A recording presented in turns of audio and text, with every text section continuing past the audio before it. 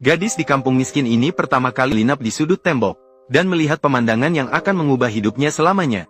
Di dalam rumah yang hancur, seorang pria bahkan sedang membagikan bubur putih, yang biasanya hanya bisa dinikmati oleh orang kaya. Ketika dia yang telah kelaparan selama 3 hari tergoda olehnya, datang untuk minum bubur. Seketika semua anak di dalam rumah berbondong-bondong datang. Namun ketika pria melihatnya berdiri di dekat pintu, dia justru tidak mengusirnya, bahkan mengundangnya untuk minum bersama. Sehingga takdir gadis itu pun diubah sepenuhnya oleh mangkuk bubur putih ini. Ketika gadis itu menerima cangkir penuh bubur putih, kegembiraannya tidak bisa disembunyikan lagi. Ini adalah kali pertama dalam hidupnya dia merasakan sesuatu yang begitu lezat. Bahkan dia menjilati abis hingga bersih di pinggiran cangkir. Namun di dunia ini tidak ada makan siang gratis. Kemudian pria itu membawanya ke depan seorang gadis kecil. Biarkan dia belajar catur dengan lawan. Namun karena bau tubuhnya memang agak kuat, lawan hanya saja baru saja mengenalkan nama catur padanya. Dia benar-benar tidak tahan lagi. Baiklah, pergi, aku tidak suka baumu.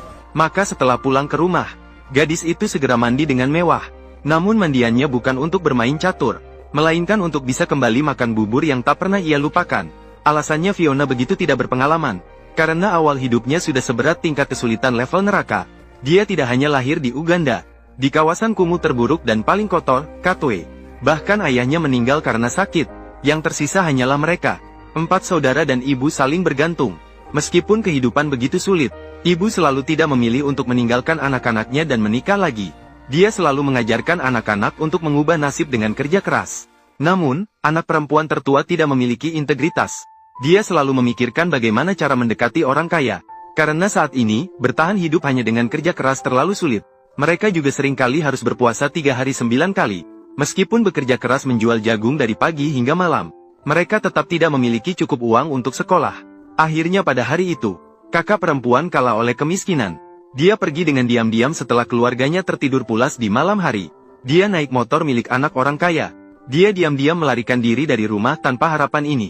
Namun, kepergian kakak perempuan tanpa pamit tidak terlalu berdampak besar. Karena pada akhirnya, kehidupan harus terus berlanjut. Fiona masih harus sibuk menjual jagung di jalan setiap hari bersama adiknya. Namun, pada hari itu, dia menemukan bahwa adiknya agak aneh belakangan ini. Karena setiap kali setelah menjual jagung, dia akan menghilang. Maka dia diam-diam mengikuti. Ini adalah awal dari cerita. Dia menemukan rumah bubur ini. Ini memberi Fiona kesempatan untuk makan kenyang. Dan orang yang mengelola pondok ini bernama Robert. Dia adalah salah satu dari sedikit yang berhasil keluar dari sini. Seorang mahasiswa yang pergi dan kembali setelah belajar. Hanya karena dia seorang pemain sepak bola. Karena cedera pada kakinya, hanya bisa menjadi pelatih olahraga di sini. Mungkin sulit untuk keluar dari situasi